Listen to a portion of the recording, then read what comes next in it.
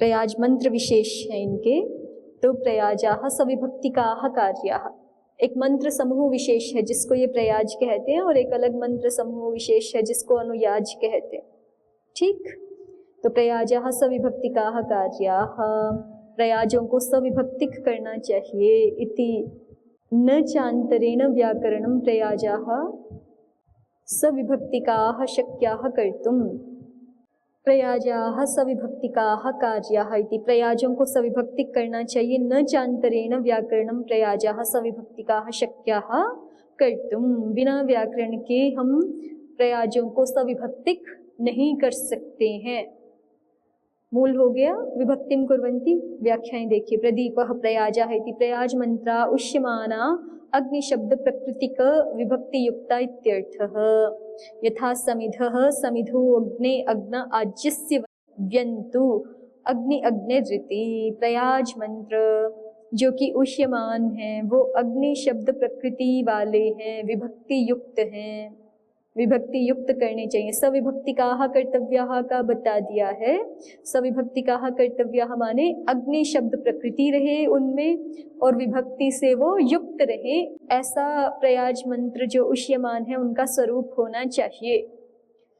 तो यथा जैसे कि समिधः समिधो अग्ने अग्न आज्यस्य व्यन्तु, तो अग्ने अग्ने ये जो है सप्तम्यंत है ना, और अग्नि प्रकृति है, सप्तमी विभक्ति है, तो अग्नि प्रकृति वाला, अग्नि शब्द प्रकृति हो जिसकी और विभक्ति युक्त हो, ऐसे प्रयाज मंत्र उष्यमान हैं।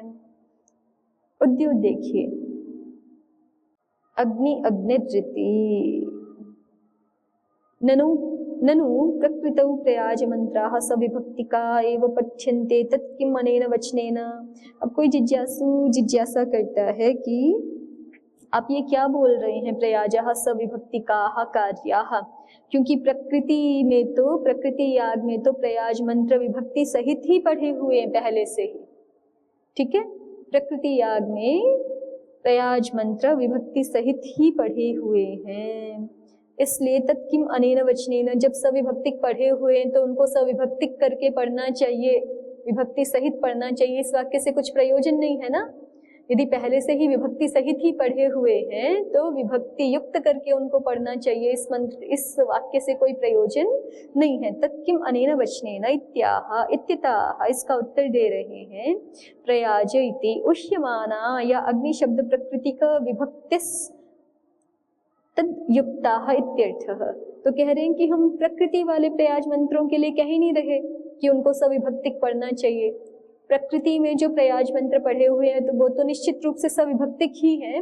हम तो उष्यमान प्रयाज मंत्रों की बात कर रहे हैं, जिनकी ऊहा करनी है ना, उन प्रयाज मंत्रों में उन प्रयाजों को सविभक्तिक करके पढ़ना चाहिए। ठीक है, उष्यमाना प्रयाजाः, उष्यमान जो प्रयाज हैं वो उष्यमाना, हाँ, याः प्रयाजाः, उष्यमान जो प्रयाज हैं वो अग्नि शब्द प्रकृतिक विभक्तिस् तद्युक्ताः, अग्नि शब्द प्रकृति वाले जो विभक्ति है उससे युक्त होने चाहिए। ठीक है, ये भी एक बात हो गई। प्रथम प्रश्न का समाधान हुआ ना। जिज्ञासु ने कहा कि प्रयाजाः सविभक्तिकाः सविभक्तिकाः काः कार्याः, ये वचन ही गलत है आपका, ये वचन ही त्रुटिपूर्ण है। तो इसका उत्तर तो दे दिया क्या कि हम प्रकृति वाले प्रयाज मंत्रों के लिए नहीं कह रहे हैं, हम तो उष्यमान प्रयाजों के लिए कह रहे हैं।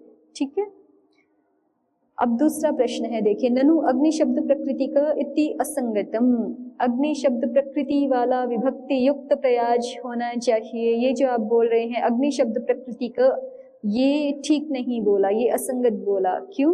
अपूर्व विभक्ति मात्र विधाने न केवलः प्रत्ययः इति निषेधात् यत् किंचित् प्रातिपदिक प्रकृतिकाः सर्वा विभक्तयः प्रयुक्तव्या इति प्राप्नोति इति चेत् न। क्योंकि अपूर्व विभक्ति मात्र विधाने प्रयाजः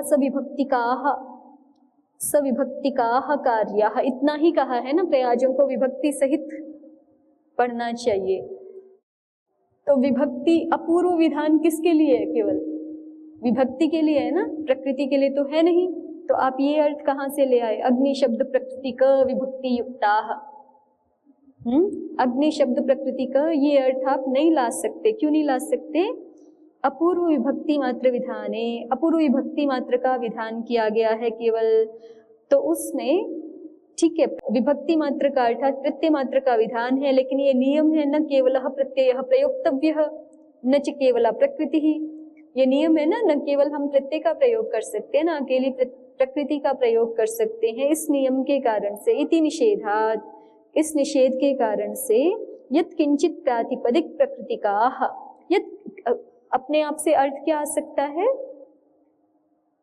विभक्ति का तो विधान किया गया कि सविभक्तिक प्रयोग होने चाहिए, लेकिन अकेली विभक्ति का माने अकेले प्रत्यय का प्रयोग नहीं किया जा सकता। इस नियम के कारण से जो कोई भी प्रातिपदिक प्रकृति के रूप में आ जाएगा। तो प्रयाजः सविभक्तिकाः कार्याः, इसका अर्थ क्या होना चाहिए? यत् किंचित प्रातिपदिक प्रकृतिकाः सर्वाः विभक्तयः प्रयोक्तव्याः, जिस किसी भी प्रकृति वाला माने जो कोई भी प्रातिपदिक प्रकृति के रूप में हो और सारी विभक्तियां हो अंत में, तो इस प्रकार के प्रयाजाः उष्यमानाः, इस प्रकार के प्रयाज उष्यमान होने चाहिए। इति चेत, ऐसा यदि कोई कहे तो न, उसका उत्तर है कि नहीं। यहाँ पे यत् किंचित प्रातिपदिक प्रकृतिकाः सर्वाः विभक्तयः प्रयोक्तव्याः ये अर्थ नहीं होगा। यहाँ अग्नि शब्द प्रकृति का ऐसा ही आएगा अर्थ। क्यों आएगा? उसका हेतु देते। तम अग्ने प्रयाजानुयाजानां पुरस्तात् तम पश्चात् इति मंत्रवर्णेन अग्नि शब्द प्रकृति का एव ता इत्याशयात्।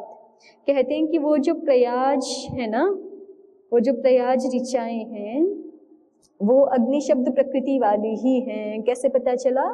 तम अग्ने प्रयाजानुयाजानां पुरस्तात्, ऐसा कहने से ये मंत्र है। इस मंत्र में जो वर्ण हैं, शब्द हैं, उनके द्वारा ये कहा जा रहा है, हे अग्नि तुम ही प्रयाज और अनुयाजों के पूर्व में हो और तुम ही पश्चात हो। तुम अग्नि प्रयाजानुयाजानां पुरस्तात् तम पश्चात इति मंत्र वर्णेन। ठीक है, इस मंत्र की वर्णना के कारण से अग्नि शब्द प्रकृति का एव ताः, अग्नि शब्द प्रकृति का एव काः प्रयाजाः। अब प्रयाज शब्द स्त्रीलिंग है, ये भी पता चल रहा है इससे, है ना। अग्नि शब्द प्रकृति का एव ताः इत्याशयात्।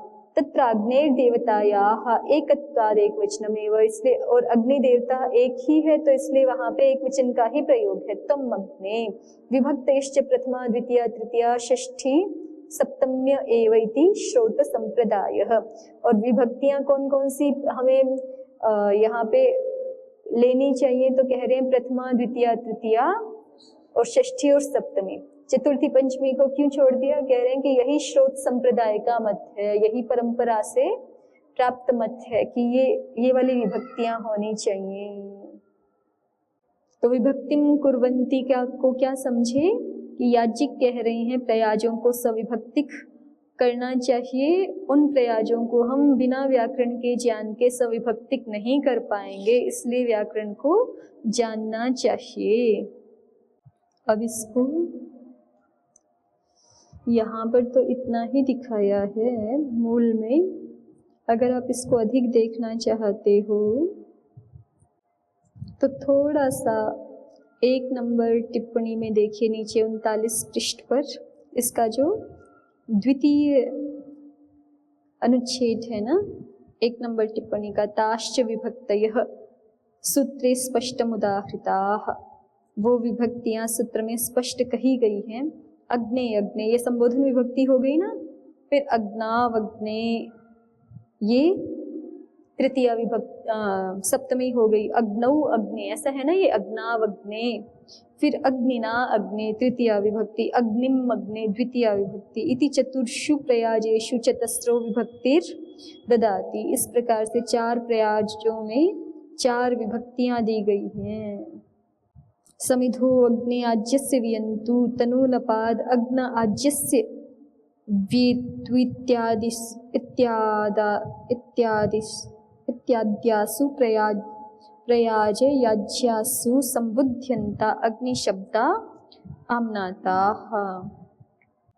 तेभ्य पुरस्तात् क्रमेण संबुद्धि सप्तमी तृतीया द्वितीया विभक्त्यन्ता अग्निशब्दाः प्रयुक्ताः इति प्रथमकाण्डे तृतीय प्रपाठके प्रथमानुवाके तैत्तिरीय ब्राह्मण सायण भाष्यस्य चानुरोधाद् अवसीयते नागेश विरचित भाष्य प्रदीपोद्योते केनचिद् विद्वत्तरेण षष्ठी विभक्तेर्नाम प्रक्षिप्तम् इति तत्तु न सम्यक् इति दाधिमथाः।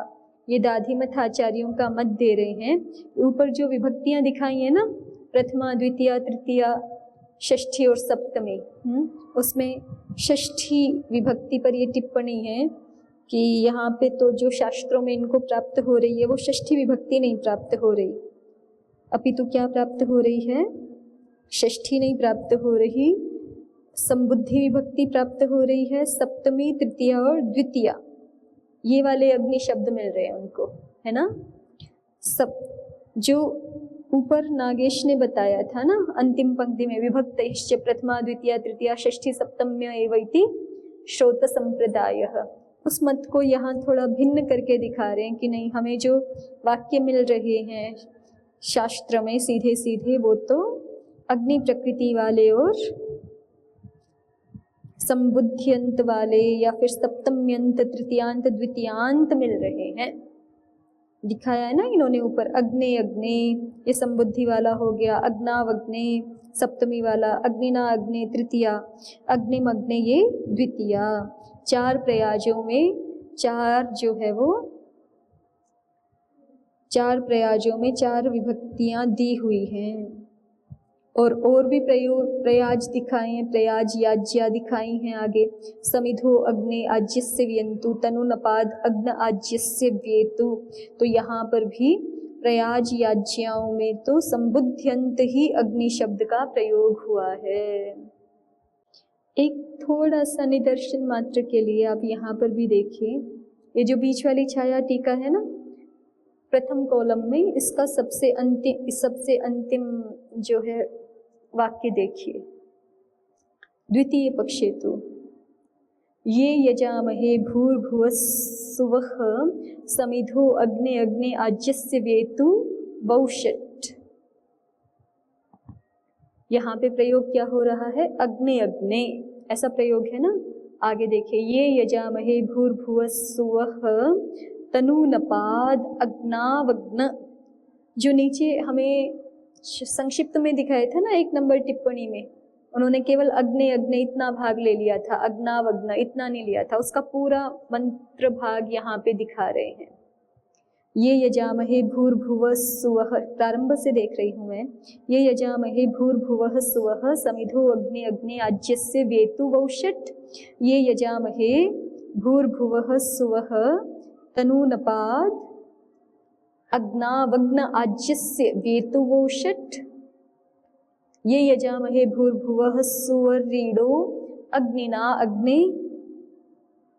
आज्यस्य वेतु वौषट। ये यजामहे भूर्भुवः सुवर सुवर बहिर्अग्निम अग्ने आज्यस्य वेतु वौषट। ठीक है, वही 4 हैं प्रयोग, बस यहाँ पूरे वाक्य है, नीचे जो है वो केवल अग्नि शब्द को दिखाया था, विभक्त्यंत को।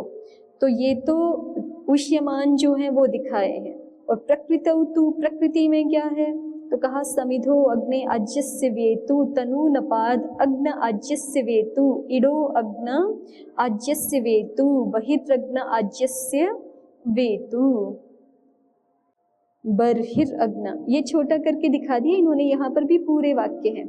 देखो पहले वाक्य में पूरा नहीं पढ़ा इन्होंने, ये यजामहे भूर्भुवः स्वः को छोड़ दिया, केवल जो भाग दिखाना था ना अग्नि वाला उसको दिखाया, समिधो अग्ने आज्यस्य वेतु, इतना ही पढ़ा है। ठीक है, फिर ऐसे ही जो दूसरा वाक्य है, ये यजामहे भूर्भुवः स्वः तनुनपाद अग्नावग्न आज्यस्य वेतु वोषट, उसका केवल कितना भाग दिखा रहे हैं? तनुनपाद अग्न आज्यस्य वेतु। ऐसे ही तीसरे का दिखा रहे हैं इडो अग्न आज्यस्य वेतु, चतुर्थ का दिखा रहे हैं बर्हिर अग्न आज्यस्य वेतु। इति श्रुतौ संबुध्यंताग्नि शब्द घटित मात्र पाठ। तो इस प्रकार से श्रुति में माने मूल में प्रकृति में केवल संबुध्यंत अग्नि शब्द घटित मात्र पाठ ही है। ठीक है। और इसी तरह से आगे और भी पक्ष दिखा रहे हैं जहाँ अलग अलग प्रकार की विभक्तियां हैं, तो उतना ज़्यादा हमें देखने की आवश्यकता है नहीं, समझने की बात है कि विभक्तियों को भी अलग से उष्यमान करना होता है और वो कार्य बिना व्याकरण के नहीं हो पाएगा। आगे देखिए, यो वा इमाम, यो वा इमाम, यो वा इमाम पदशः स्वरशो अक्षरशो वाचम विदधाति स आर्त्विजीनो भवति आर्त्विजीनाः स्याम इत्यध्येयम् व्याकरणम्। ये बात कहीं टीकाओं में पहले भी आई है कि जो व्याकरण शास्त्र को जानेगा वो पद पदार्थ को जानेगा, वैदिक मंत्रों को शुद्ध जान लेगा, फिर वो कर्म कांड करा पाएगा। उसको आर्त्विज्यम शब्द का प्रयोग हुआ था शायद वहां पे, उसको आर्त्विज्य लाभ हो जाएगा।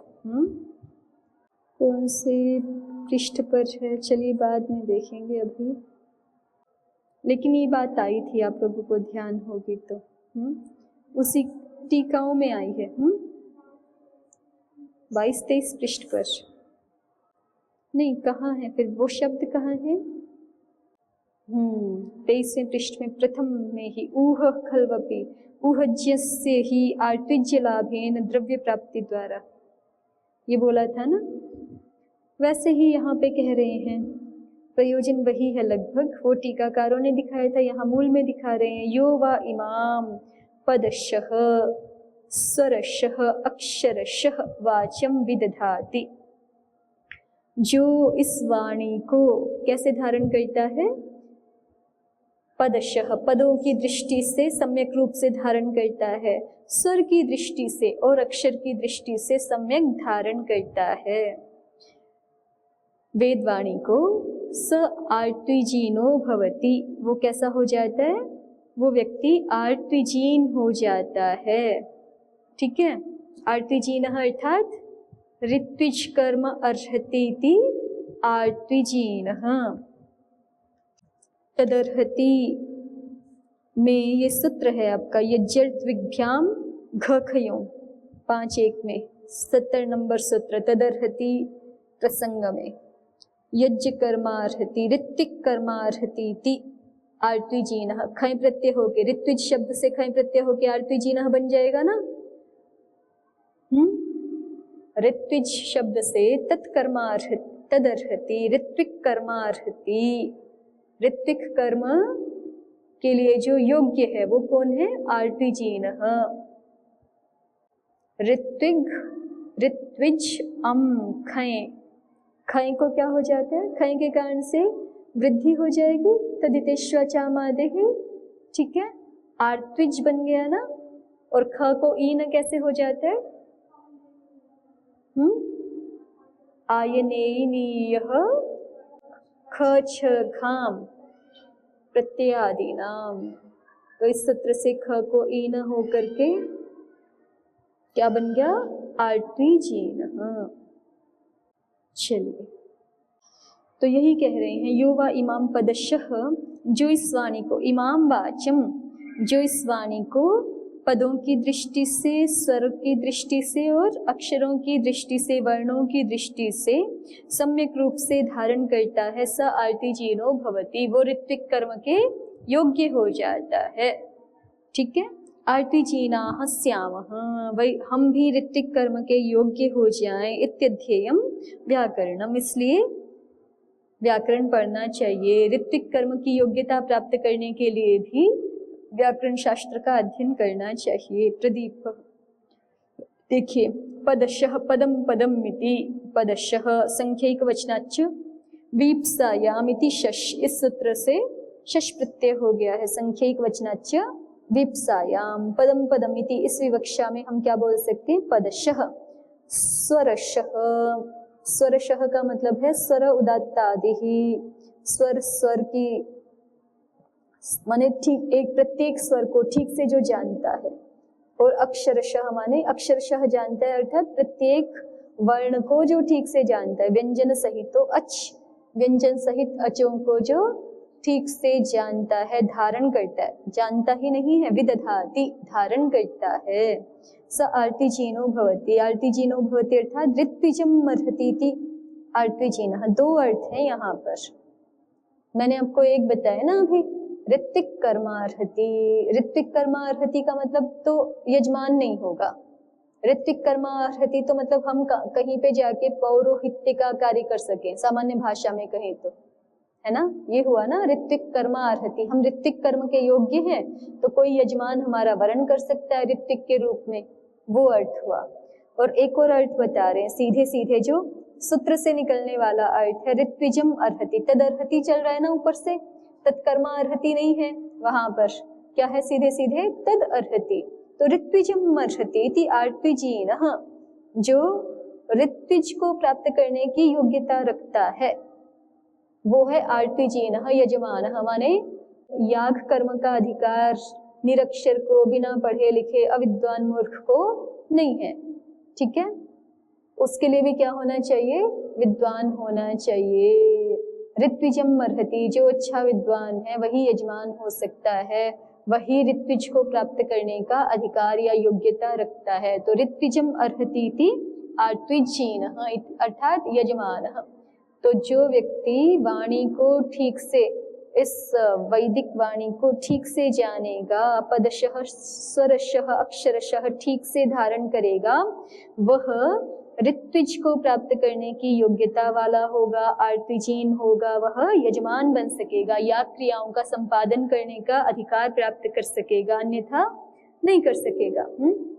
तो यदि हम अपने जीवन में कोई याग करना चाहते हैं, उस समय यागों की बहुत परंपरा थी, याग जीवन का अंग ही थे, तो याग करना चाहते हैं तो उसके लिए भी हमें व्याकरण शास्त्र को पढ़ना ही चाहिए, यदि हम यजमान बनना चाहते हैं तो। ठीक है, अब वो दूसरा अर्थ भी दिखा रहे हैं जो हमने पहले कर लिया। ऋत्विज कर्मार्हतीति याजकोपि आर्त्विजीनः, जो ऋत्विज कर्म के लिए योग्य है, याजक, याजक माने जो यज्ञ करवा रहा है, जिसको आप आजकल की भाषा में पुरोहित ऐसा बोलते हैं। तो ऋत्विज कर्मार्हतीति याजकोपि आर्त्विजीनः, आर्त्विजीनः शब्द के दोनों अर्थ हैं, यजमान भी और याजक भी, यज्ञ करवाने वाला भी। तो वही यजमान भी और याजक भी, दोनों के लिए ही क्या विधान है कि दोनों ही विद्वान होने चाहिए, वैदिक वाणी को ठीक से पदशः स्वरशः अक्षरशः जानने वाले, धारण करने वाले होने चाहिए, तभी उनको याग कर्म करने का और करवाने का अधिकार प्राप्त होता है, अन्यथा नहीं होता। ठीक है, तो हम आर्त्विजीन हो सके, हम यजमान की योग्यता वाले, याजक की योग्यता वाले हो सके, इसलिए हमें व्याकरण शास्त्र का अध्ययन करना चाहिए। देखिए आगे, यज्जर्त्विभ्याम घखयों इति सूत्रेण, ये सूत्र है देखा ही हमने अभी, यज्जर्त्विभ्याम घखयों। तो इस सूत्र से ऋत्विज शब्द से खय प्रत्यय हो जाएगा किस अर्थ में, तदर्हति अर्थ में। ऋत्विजम अर्हति इति आर्त्विजीनः, ऋत्विजम अर्हति आर्त्विजीनः जब बनाएंगे तो आर्त्विजीनः का अर्थ क्या है, यजमानः। ऋत्विजम अर्हति आर्त्विजीनः अर्थात यजमानः। और अब तत्कर्म अर्हति, इस अर्थ में भी प्रत्यय हो जाता है, वार्तिक है देखिए आगे, यज्ञर्त्विभ्याम तत्कर्म अर्हति इति चोपसंख्यानम इति वार्तिकेन च खय। यज्ञर्त्विभ्याम, यज्ञ शब्द से और ऋत्विज शब्द से क्रमशः ख और घय प्रत्यय का विधान किस अर्थ में भी कर देना चाहिए, तत्कर्मार्हति। ठीक है, तत्कर्मार्हति इस अर्थ में भी कर देना चाहिए।